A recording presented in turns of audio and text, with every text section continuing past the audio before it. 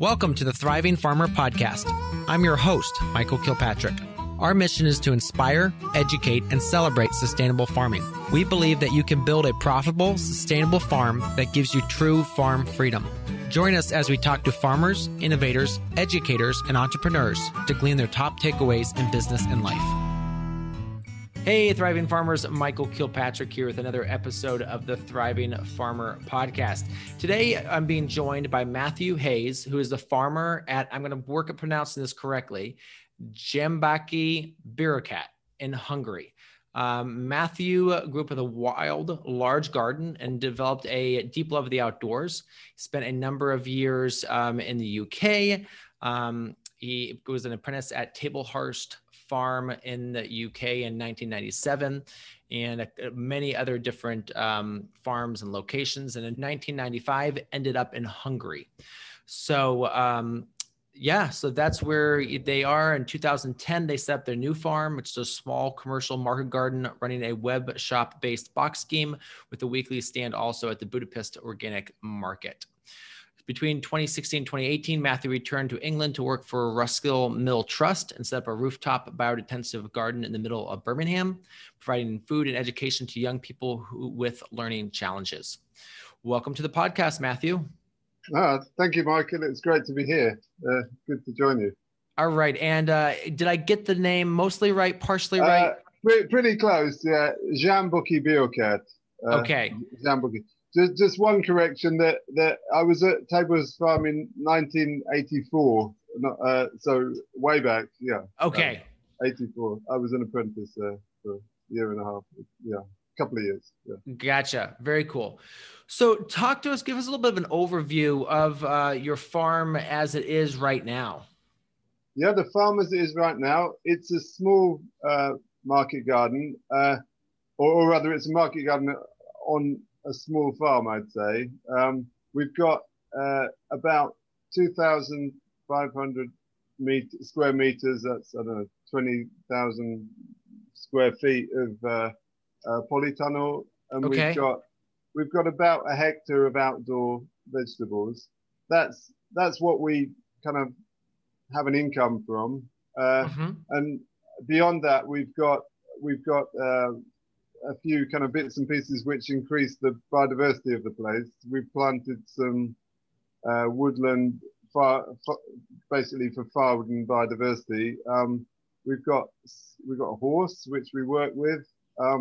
We've got a small herd of sheep, which we started working with. So we're trying to kind of establish what I would call a micro mixed farm, which is kind of sitting in the background of and in a fertility sense supporting the organic vegetable production. Very cool. Okay, so you got the vegetable farm and you got the sheep and the horse. Now, what kind of things does the horse do on the farm? Yeah, well, when we started 10 years ago here, I've worked on a lot of different places, you said in the introduction, but also in Hungary. But when we started our own setup here, I was very keen to work with horses. I had a friend, colleague who kind of joined me for the first couple of years. And we had two horses, and then we were doing everything basically with a horse. But as we kind of moved across to a biointensive permanent bed system, the horse doesn't really fit that well into that system. But hauling compost, some cultivation, we grow potatoes in a kind of row crops out the back, and the horse can be great for that. So we like working with the horse. I'd kind of call it a useful hobby rather than a kind of very economically viable way to farm. But you know, there are situations. For example, in the polytunnel, it's, you know, when you've got plants growing in there, or hoop house, what you call, going in with a horse and a horse and cart carting the compost, you're not spewing out gas fumes while you're in the polytunnel. So it has some very useful side benefits, not to mention the manure that you get from the horse as well. Absolutely. So if you look at it from a kind of permacultural point of view, there's many uses that the horse has. Also, from a social point of view, as soon as people come onto the farm, most people are immediately kind of drawn to, go and talk to the horse. Absolutely. Yeah, absolutely. All right. Talk to us a little bit about horse-drawn implements and equipment. Is that readily available over there? It's interesting. Very good question. When I got interested in horses and started reading about it, it was through the Small Farm Journal, which I managed to get hold of by chance through someone.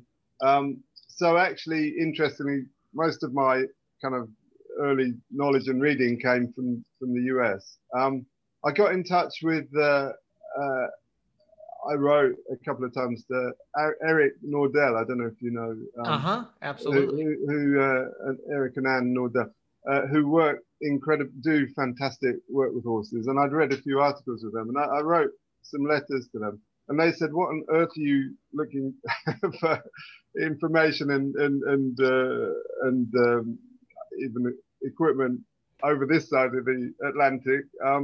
They visited Hungary probably in the early 70s. And it was full of horses. But in the meantime, I came in 95 to Hungary. In that 20 years, horses have pretty much disappeared off the agricultural landscape. Wow. So, you can pick up old plows and things, but the equipment that you can get here is pretty rudimentary and pretty old. And there's no one really working with horses. There's a little bit of forestry work with horses. The Forestry Commission have a kind of a few teams of horses where it fits in with they're kind of bringing wood out of difficult slopes and stuff. But basically, no one's working with horses anymore. A few people have horse and carts, and then there's leisure horses. So, but a few years ago, we were involved in the project. I worked for a long time at the Gödöllő Agriculture University, Szentendre University it's called now, which is a town sort of 20 miles from here. And we had different projects that were going. And one was a European project with various partners. And one was called Promota. They're an organization in France that, in the foothills of the Pyrenees, who produce modern horse equipment. So horse-drawn equipment, and we bought through that project we managed to kind of buy what they call a cassim, which is a small. It's designed for ridging up crops which work on a ridge, like potatoes, or you can do corn like that. And we started using that. And I also went to France and trained for a week on one of their trainers' farms and learned kind of basics with that tool and also with the horses. So we work with the cassim system, which is a very nice, very low tech, but very flexible, versatile. Does a good job. Yeah. Absolutely. Very cool. And then the sheep, are they used for the wool or is it for the meat? The sheep are a new thing there, but we are planning to expand a little bit with the sheep. So we've only got a few right now. We won't get big. We don't have that much land. But initially, honestly, to keep the grass down and not have to use a scrub cutter for little edges and verges, we can go around with the sheep. But I'd like to build them up a little bit so we get some manure from them. I think there'll be meat, honestly. And possibly, in the longer term, if we can find a good market for fleece and for wool, but they're not a very, not a very significant enterprise in themselves. They're more of a kind of useful Gotcha. Byproducts and keeping the grass down in odd little areas. Okay. So talk to us a little bit about the CSA, because over there you call it a box scheme, and share with us a little bit about how you have that set up. Yeah, I have a bit of a background with CSA. We were the first when I worked at the university and we set up a student farm in 1998, we also set it up with the intention of, kind of testing out in Hungary, trialing in Hungary CSA. So we were the first CSA in Hungary. When I say CSA like that, it's a kind of, card carrying, prescribed kind of method of shares and the commitment from consumers. We don't work like that anymore. Our experience was that, getting people to commit in advance to a year's harvest is asking quite a lot of our consumers. When we started up, people were very ready to do that in our local community because there were basically no other options for getting organic fresh vegetables. But as things have kind of developed here a bit more, the kind of what would you call it? The kind of fully fledged CSA, which is asking for a lot of commitment from the consumers. We find not flexible enough, honestly. We can't provide enough kind of customer service through that to make it viable. Other people seem to manage. I think it's it's a bit of a personality question how much you're willing to sell that and really put a lot of time and effort into building that consumer community. But we find that a kind of more flexible box scheme where you can basically buy each week when you want. There's no prior commitment. Works better for us. And since we started, so we work our box system off a website. So it's off a web shop kind of platform. So you can either buy a small or a large fixed box, or you can select what you want in a box for a minimum order amount.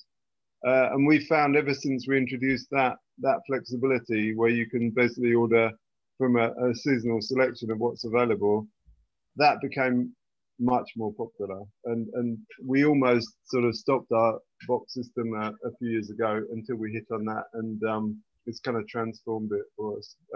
So, I think that for us, the key was to become much more kind of customer friendly. Yeah, absolutely. So talk to us about your background. I know that you have an extensive history, across Europe with, apprenticing and that. So give us a little bit about that and kind of like what were some of the things you learned through all that? Yeah.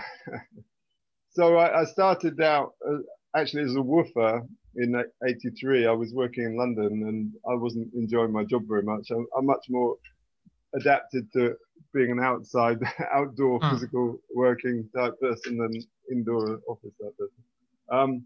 So as soon as I hit on, we went a few times with a couple of friends to Tablehurst Farm, and as soon as I discovered that they ran an apprenticeship scheme, then I kind of moved over there, and that was immediately I found that's what I need to do in life. Yeah.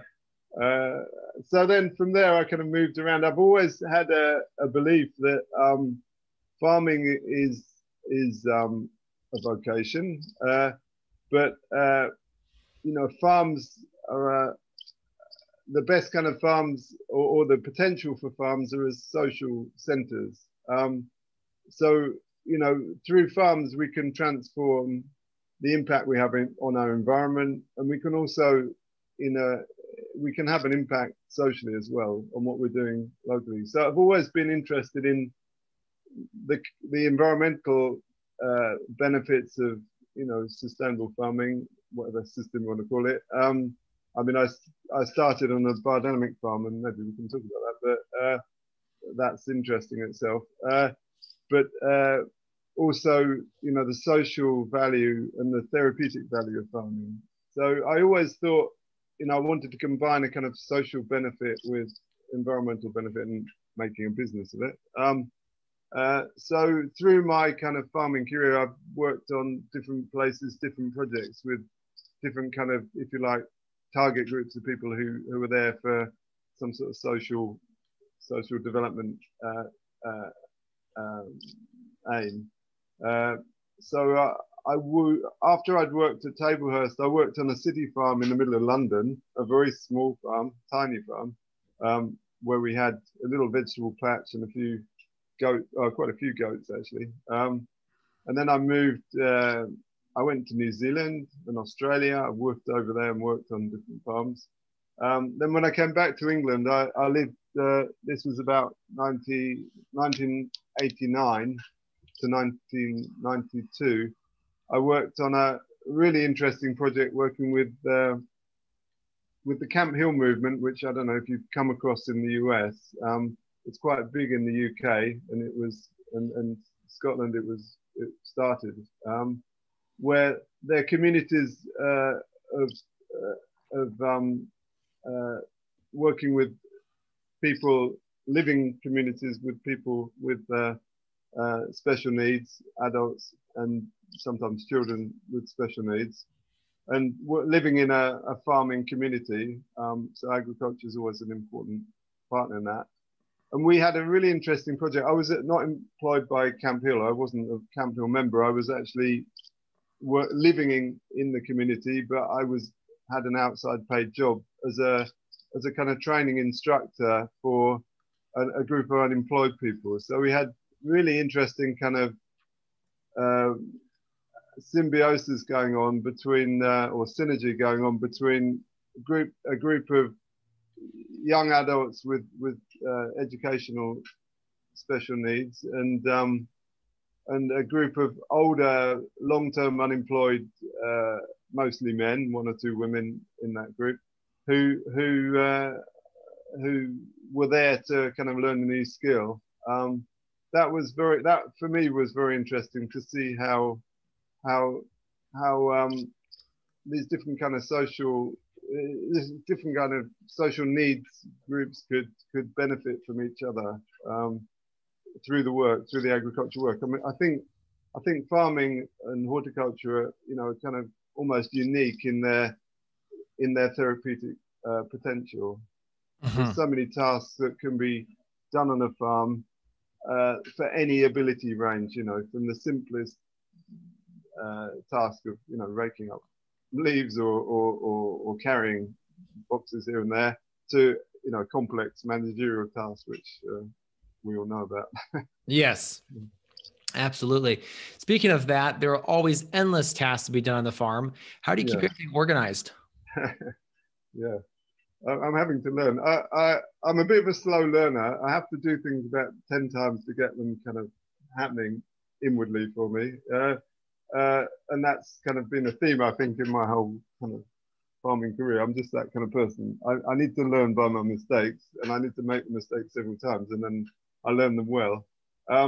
So I started out as a more of a idealist than a manager. For me, I think it's interesting to look back as well, because a lot of when you went into organic agriculture in the 1980s, people thought you were a nutcase, and you probably were a nutcase. My motivational reasons for farming were very idealistic. I didn't have much idea about business. I didn't have much idea about how to manage a farm or even manage people. So it's been a long kind of process of learning how to do that. I'm still learning about the importance of processes. But the last few years on our own farm, we've a little bit, fast-tracked, some management methods. So for us, having weekly meetings is one of our most important tools for everyone, communicating well and keeping in the picture. And we have a kind of continuously updating task list which people work from. So we find it difficult to have a morning meeting because just the way people arrive at work, we don't have a kind of fixed time when everyone arrives at that time. So it's better to work off a task list and just kind of talk about things off the list as people come in and people are aware of the tasks that need to go on. And there's a lot of fixed routines which help the ordering the daily tasks. So we have a quite fixed weekly routine with the boxes and harvesting and markets and that sort of thing.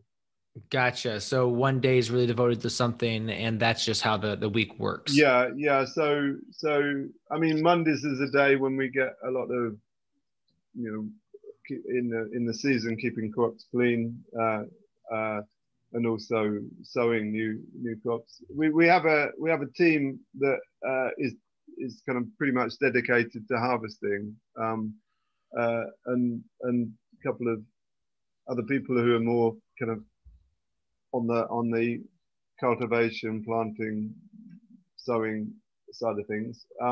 There is a crossover, but we found over the years that it works better to have people a little bit specialized on particular tasks. It just works better for us. Not with everyone. Some people need that across the board opportunity to have the varied work. But some people actually prefer to have a fairly kind of narrow focus in their work.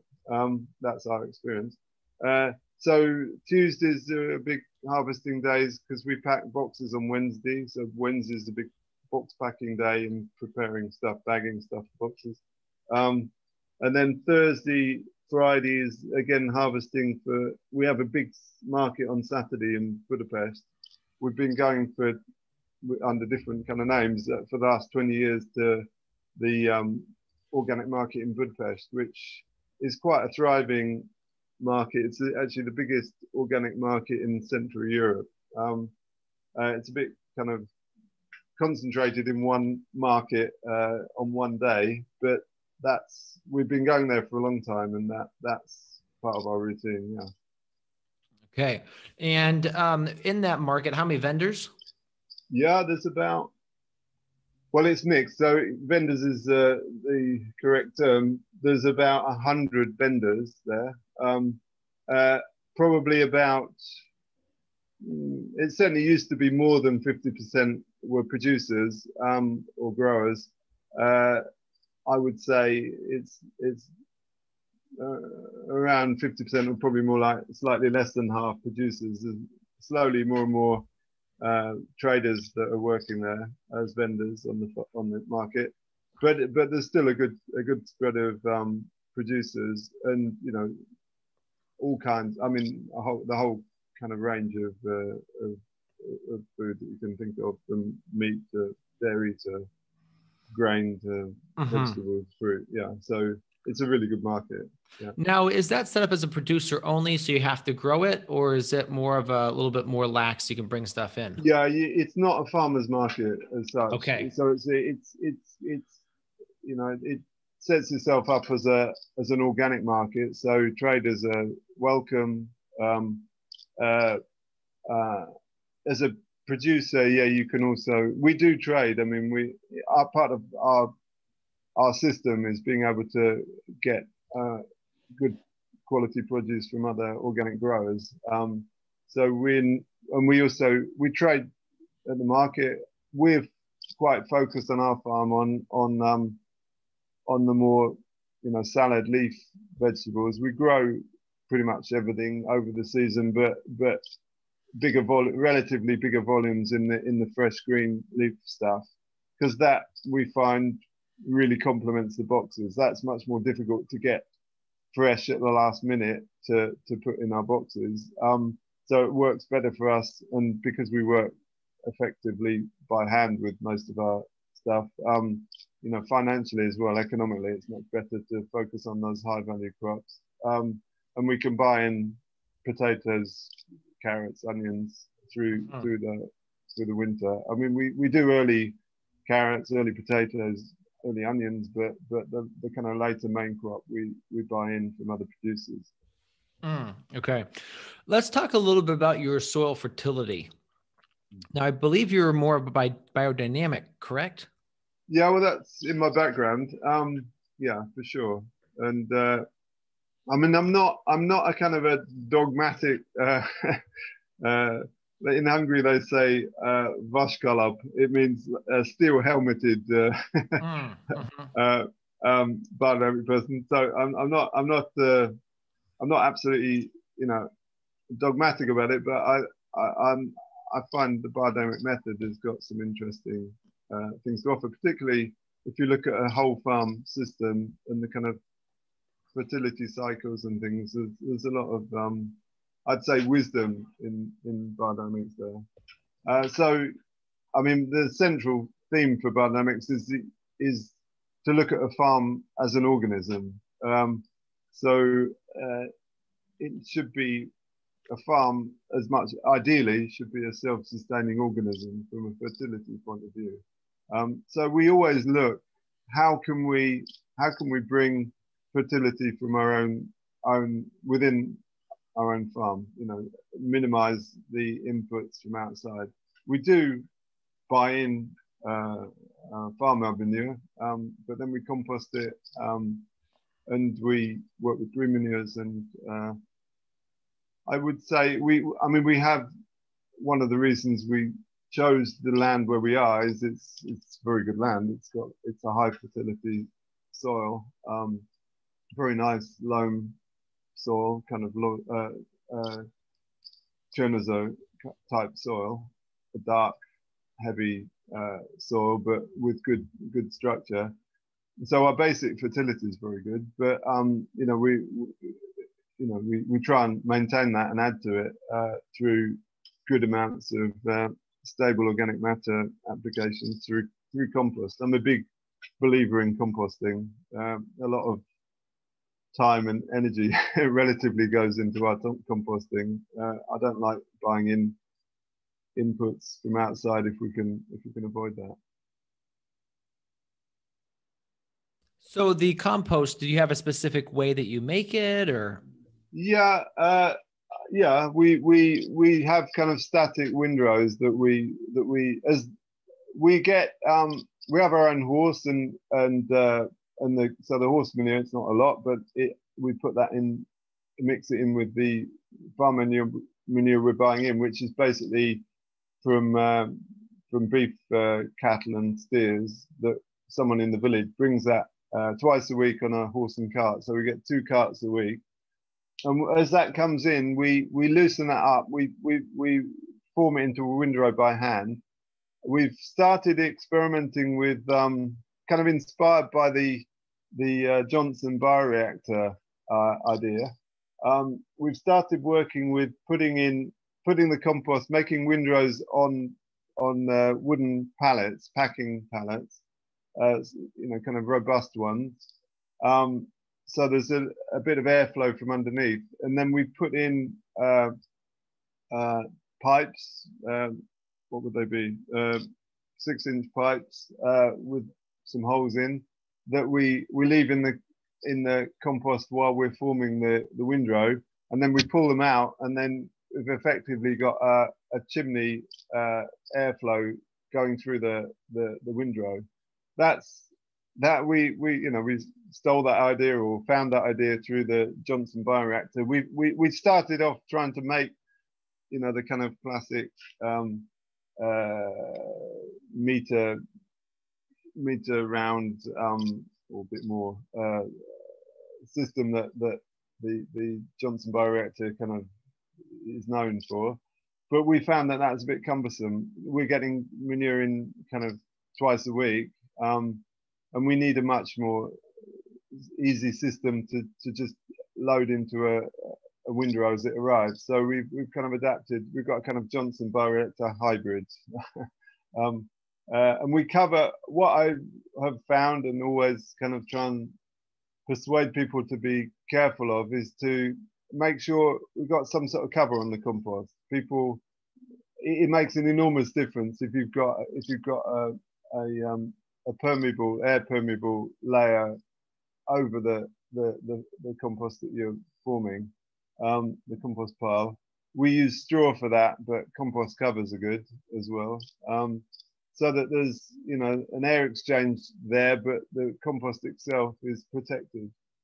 And I think my background with biodynamics kind of gives you that idea that a compost pile is also a living being.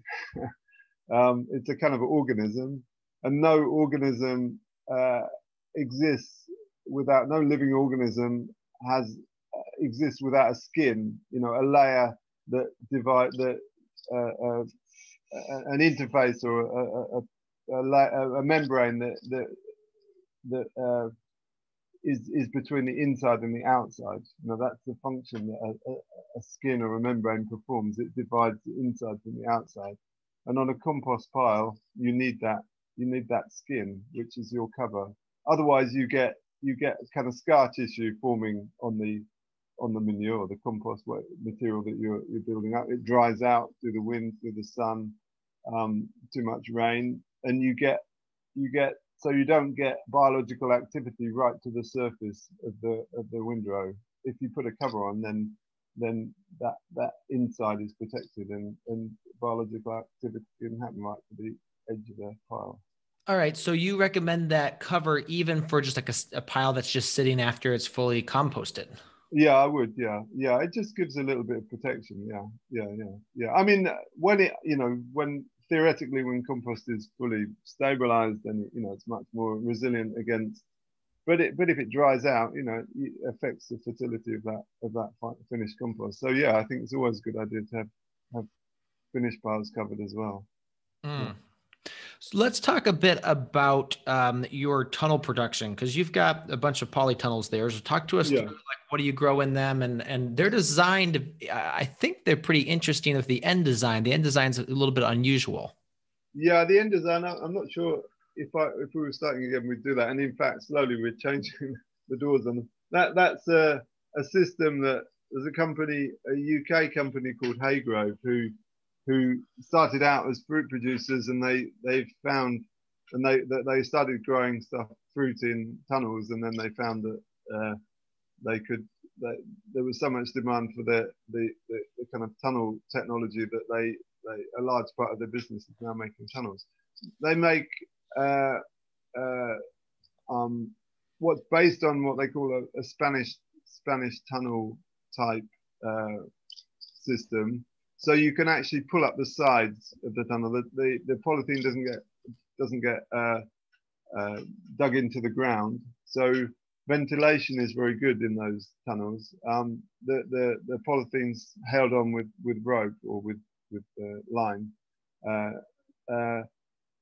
The doors on those tunnels are there's a Norwegian design, supposedly good for high winds because it kind of cuts down the wind resistance. But and I was a bit worried when we bought into that system that we were quite an exposed site, and that it would be good to kind of minimize the wind impact because they're quite high, those tunnels. But they're not totally practical because when you open and close them a lot, the polythene kind of wears, and there's quite a lot of maintenance with those doors. But the tunnel design is otherwise very good. Nice high tunnels, easy to ventilate, low cost relatively. How much snow do you get over there? This year so far, nothing. I mean, when I moved to Hungary in '95, the winters were cold. We'd have minus 10, 15, 20 centigrade regularly, and for longer periods. So you'd get kind of frozen right through from end of November through till middle March. But we can see very clearly the impact of climate change here, and so we have, like this year, we've had a few frosts, but no snow at all. Snow typically comes, sort of this time of year or in January, but the last few years we've had hardly any snow. It's a bit worrying, actually. Yeah. we need some. Traditionally, farming is used to having cold winters, so people their systems adapted to that. So we're experiencing problems with too mild winters. We get a lot of insect problems. Yes, insects, disease, pushback. It's all that. Yeah. Yeah, that's right. Yeah. I mean, typically it's a fairly dry climate here. We get about 500 millimeters of rain a year. That's relatively spread out through the year. I can't tell you what that is in inches. 50 centimeters. I can't tell you. It's about 50 centimeters. So almost 2 feet a year. Yeah. But we don't get that in snow. It's that's rain precipitation through the year. So snow, when we do get snow, it's kind of like 6 inches, kind of more or less. But it can stay for quite a long time. But not in recent years. I'd say the last 5 years we've consistently had mild winters. Yeah. Yeah. So let's talk a little bit about, your kind of the journey of starting, becoming a farmer and all of that. What would you say along that time period? What has been the hardest thing that you've done? I think individual kind of incidents I find difficult to say. I mean, there's been a lot of kind of ups and downs and some hard periods. I think consistently for me that one of the hardest things is to become a good manager. Honestly, that's not my natural. I'm what I would say quite a good leader of people, but I'm not necessarily good on maintaining processes. And I have to recognize that in myself and kind of work it into the system, and also bring other people in who are better at that stuff. I'm a lousy administrator, for example. I hate office work and stuff. I used to try to do everything I could to avoid it. I realized how important it is, so someone's got to do it, so we have to look for that. Hardest things had to getting enough sleep as well. I think that's a mistake that I made until relatively recently. You think you can kind of burn the candle at both ends, get up early and go to bed late and have long days, and it catches up in you in the end. But yeah, individual incidents. I mean, there was a kind of funny, looking back after 35 years, it looks funny. At the time, it was not so funny, but I wrote off a tractor in my first year as an apprentice, and I thought I was going to be run off the farm, and that would be the end of my farming career, which would have been a big disappointment. Okay. But luckily, the farmer took it well, and we all laughed about it afterwards. You said you burnt it up? I wrote it off. We were moving. I mean, it was partly my fault, but to be honest, it was partly lack of instruction at the time. I think when I say, for example, that I was an apprenticeship program when I started Untitled years ago. I mean, our apprenticeship program consisted of basically long hours working on the farm for low or no wages, with minimal training. Yeah. Our training was just doing it and making mistakes and learning that way.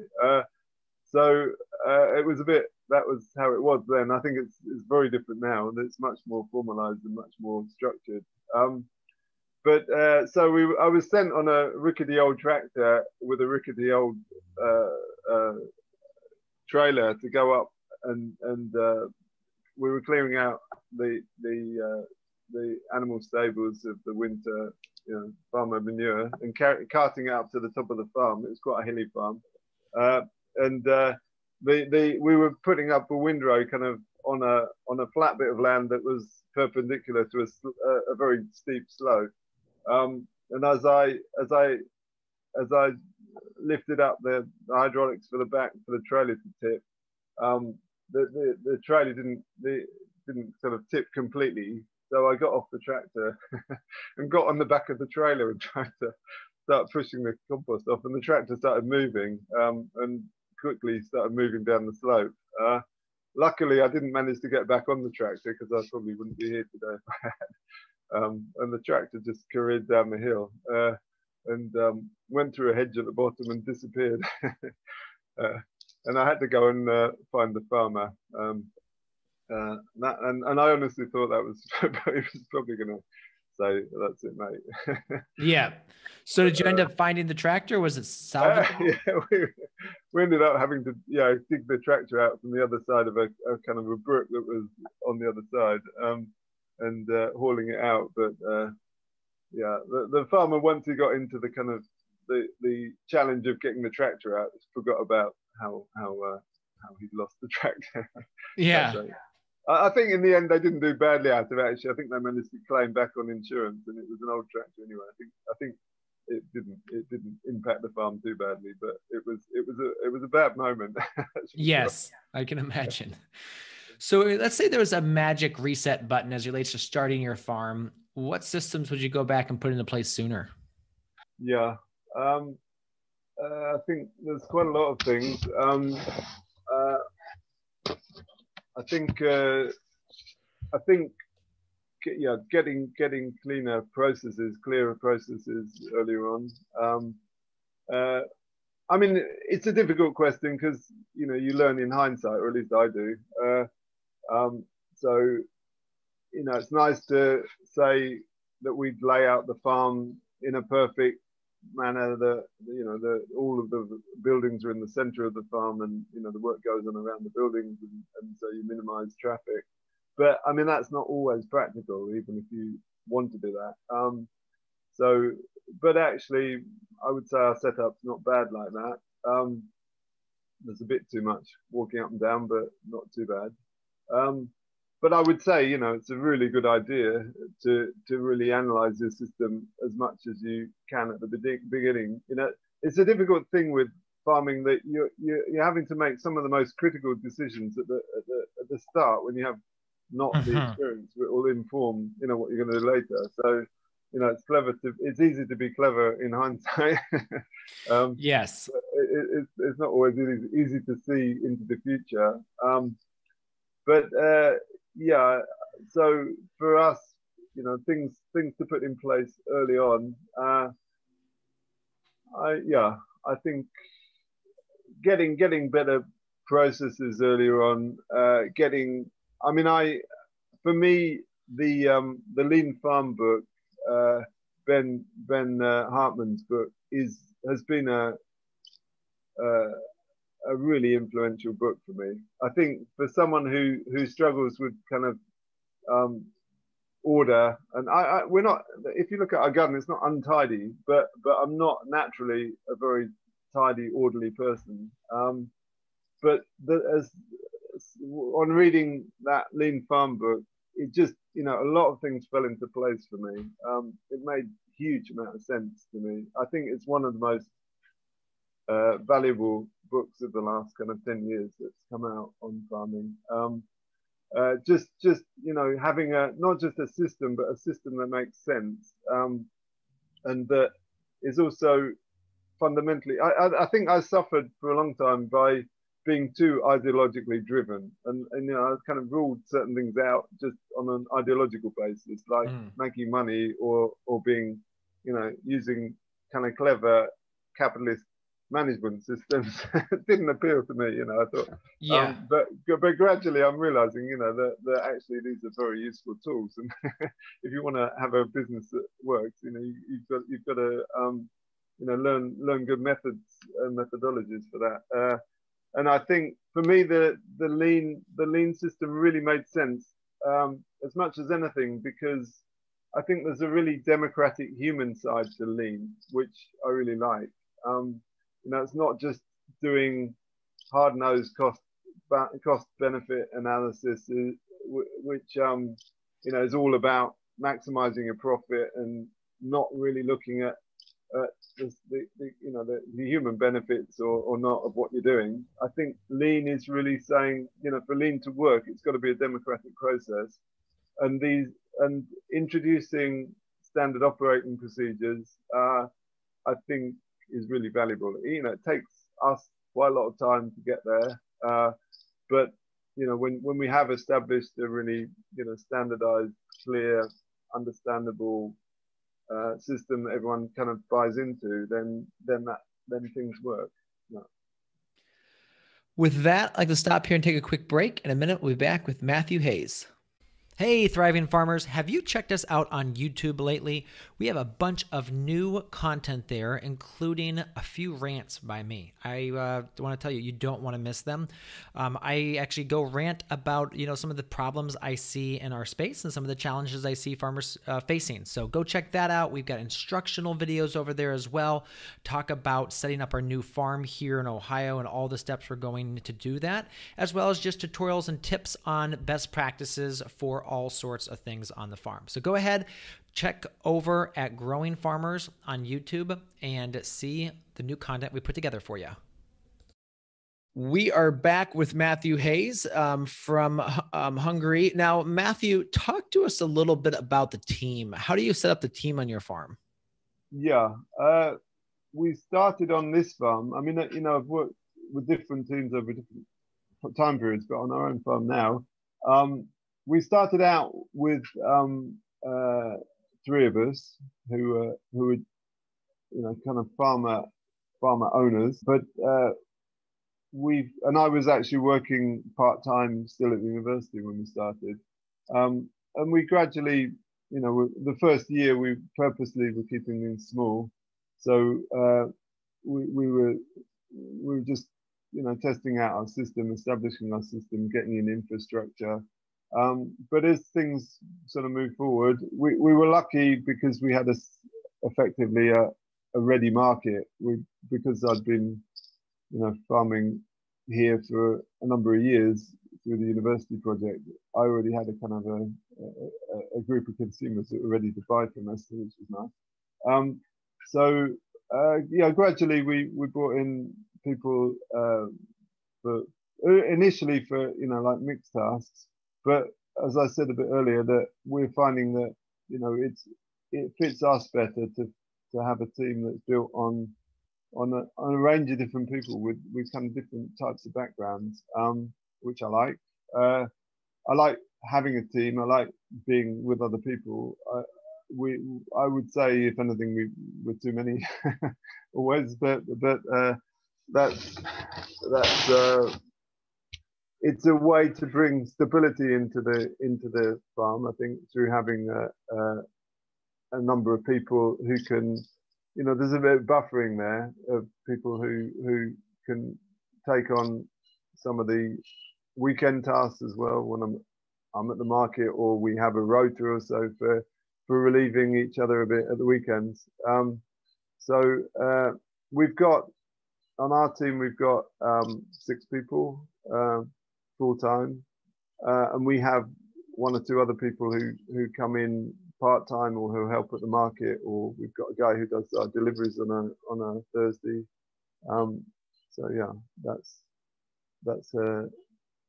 how the team's built up. Do you have specific roles on the team? Yeah, we do. Yeah. So we've I would say I'm the kind of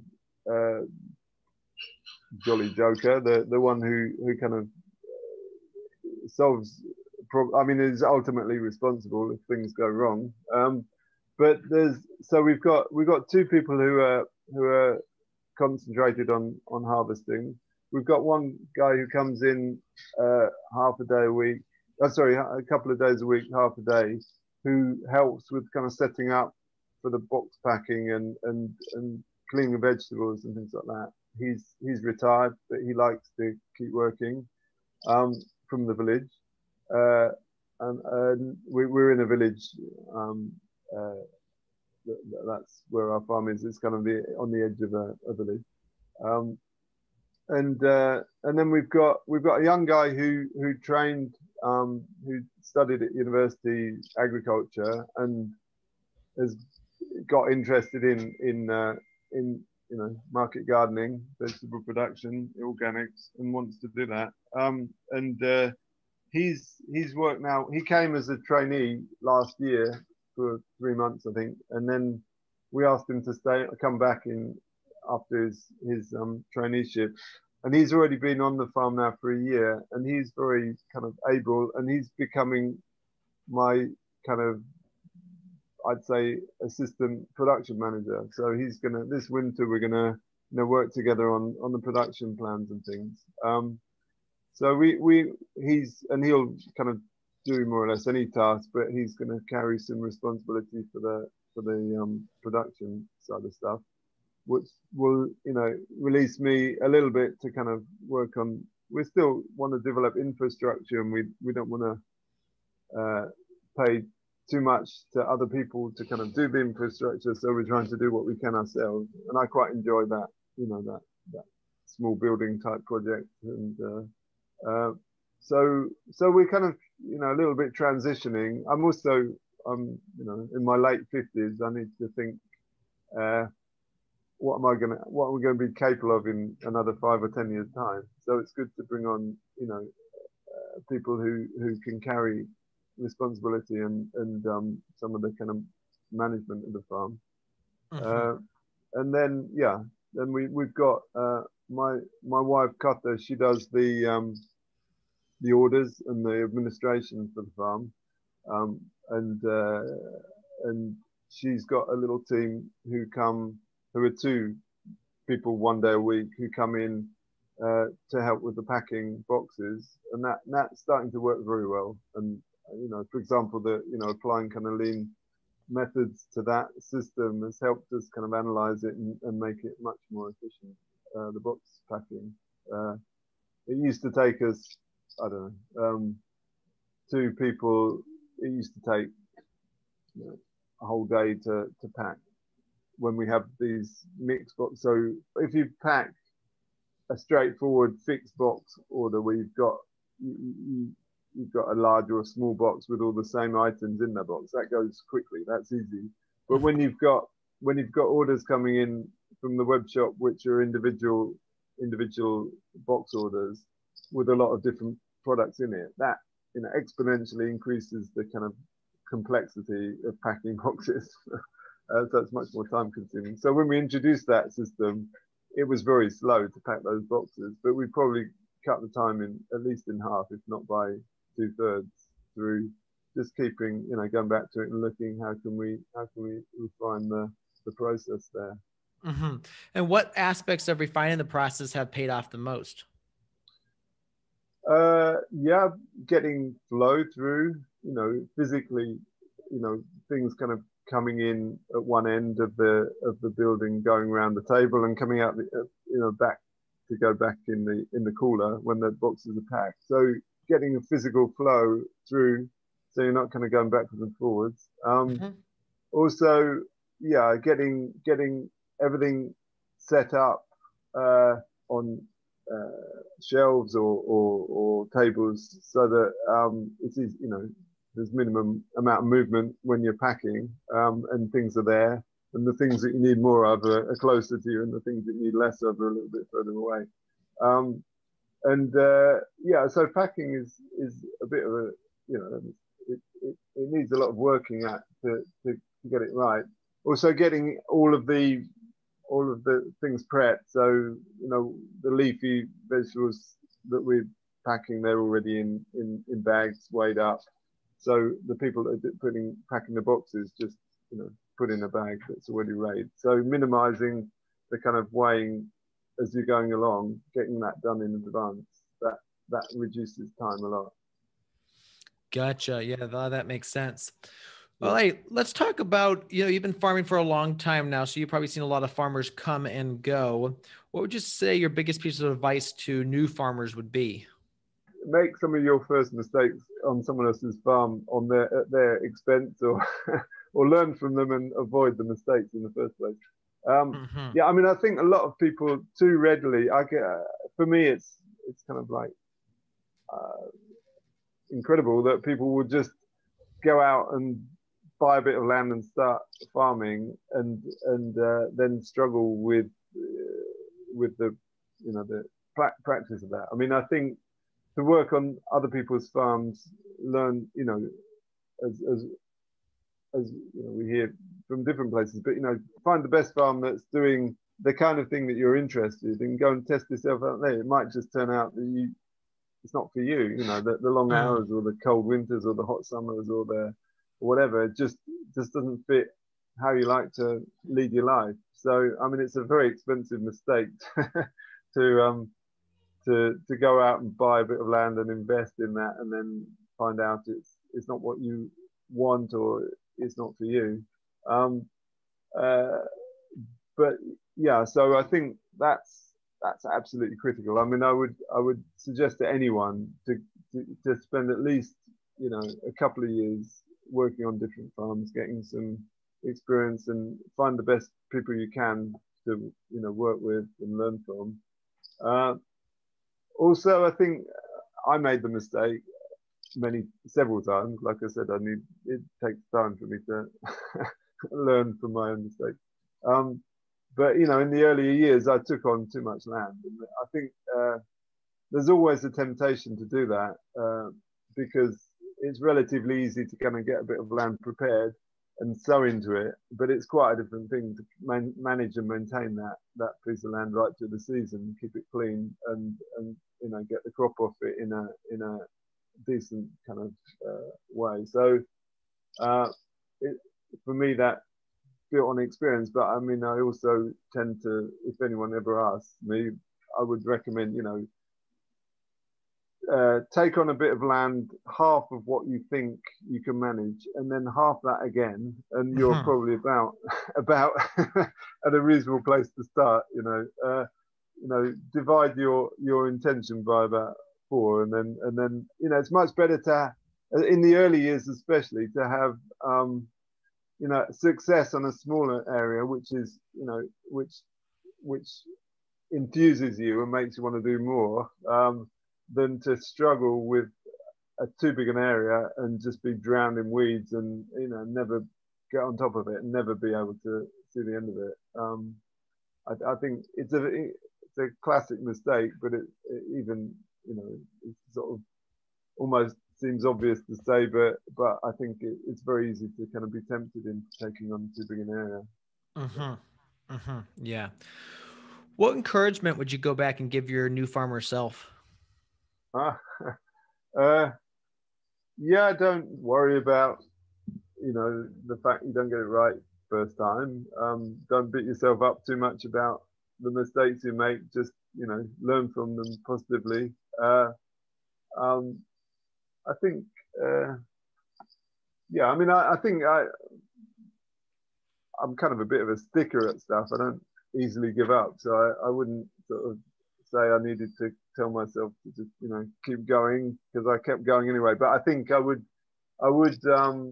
definitely suggest that I take more rest, and I'd encourage myself to try and get a better family work balance. I think for me that I divorced at a certain point when my first family was the kids were still relatively young, and I think if I look back on it, at the time I probably thought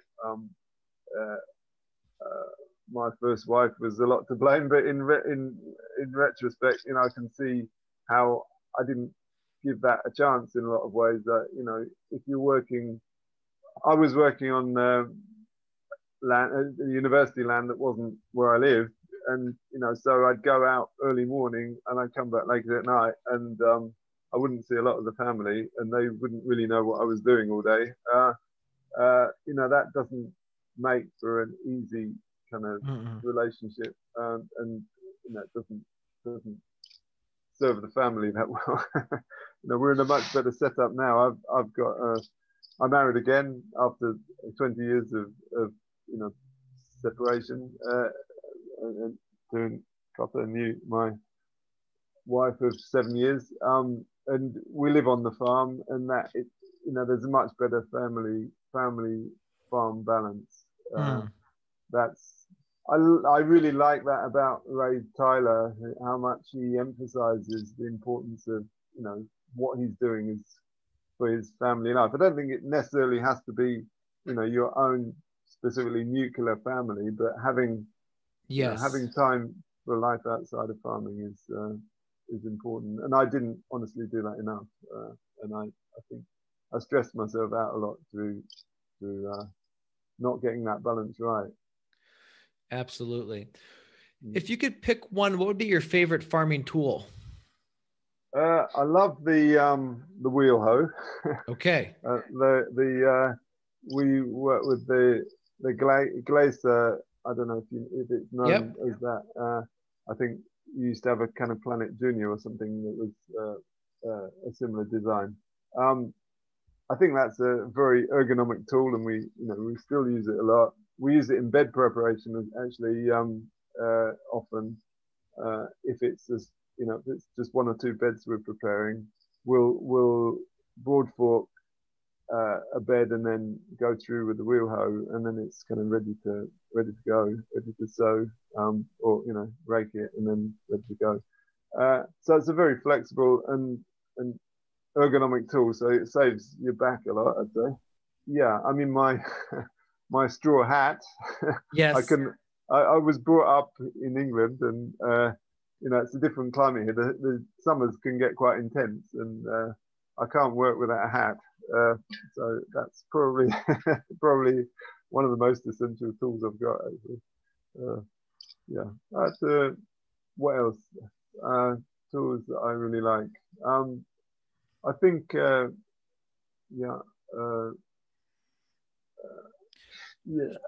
me the wheel hoe. Yeah, the wheel hoe. So which implements do you like on that? You just use a straight stirrup? We use mainly. I mean, we've got 1 or 2 attachments and go on it, but actually we basically just use the 30-inch. It will be 30 centimeter, 12-inch blade on it. Okay. The oscillating hoe blade. So we can use that for pathways, keeping pathways clean, and also bed preparation. We don't, if we're hoeing in the beds, we use oscillating hose or stirrup hose. I don't know what you call them. The same manufacturer, the Glasser hose. We find them very flexible, very useful. I haven't tried these wire hose yet. I'm not sure that they'd work that well on our soil, actually, but it would be good to try them out. But it's not so easy to get hold of them here. But yeah. So we have a very simple toolkit, actually. We're very low tech, but those well designed, robust, ergonomic tools are really good. I like also the Yang seed drill. That's a good tool. Absolutely. Where can people find out more about you and your work? Yeah, so we have a homepage or website. Zsamboki Biokert. It's a bit. It needs to be spelled out, so it's probably better if there's a link on your page. Yeah. Or something. We'll absolutely put a link on the page. So they just go to thrivingfarmerpodcast.com/Matthew Hayes. Yeah, our website's really the thing. What I didn't say about our box system was as a communication tool, we find a weekly newsletter absolutely central.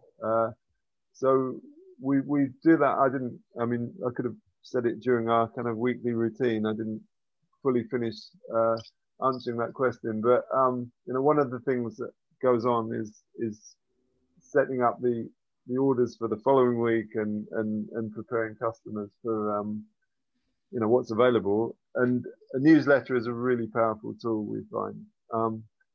We get a lot of readership on our newsletter. Quite a lot of people read it who don't necessarily weekly order. We have 2 sort of sections in the newsletter that are kind of newsy. One is more specifically directed at customers who, what's available in the boxes, what's seasonal, what we recommend, and information on, if some collection point has changed. We deliver to different collection points, mostly in Budapest, but in the locality as well. So that, kind of practical information. And then we have what we call farm posts section, which is, news from the farm, which occasionally we put something about someone else's farm, kind of a partner farm in there, but it's mostly week by week about what we're doing. And also a recipe we put in each week, at least one recipe. And we find that they're really powerful communication tools to our customers. Yeah. Absolutely. Well, Matthew, thank you so much for your time today. It's been fascinating learning about how you guys are farming over there in Hungary. It's not that different, yet there are some specific differences that you're dealing with. And so that's always great to hear that. But thank you for what you're doing, and thank you for coming on. Yeah, thanks a lot, Michael. It's great to be here, and thank you for the work you're doing to kind of spread knowledge to small farmers. I wish we'd had that when I was when I was starting out. There's much more information out there, and really good information and training. Yeah, thank you. Looking to start or grow your farm business? You need a compelling farm plan that you can share with investors, convince your significant other with, or just to give yourself peace of mind. We have created a new program called the Start Your Farm Intensive. In it, you'll learn how to develop your farm idea to make sure you take all the factors into consideration for your context and your climate. You'll learn how to craft a one-page business plan that helps clearly define your target customer and lay out the necessary characteristics of your business. You will understand the 3 financial documents that every farm needs to fill out to make sure you are making money. And we'll give you all that as templates too, so you have the templates to fill out for your farm business. We'll also go through funding, so where to go for funding for the various stages and parts of your business. Starting a farm is hard. Starting a farm without a proven plan is almost impossible. Join us today. Go to growingfarmers.com/start for more information. Now, what did past students have to say? Corey says, the exercises and spreadsheets helped me make the learning process easier and more real. Jenna says, I gained the support system and resources I needed for when I'm ready for the next step. And finally, the worksheets make you think out every aspect of the business step by step. Go ahead, join us today, growingfarmers.com/start.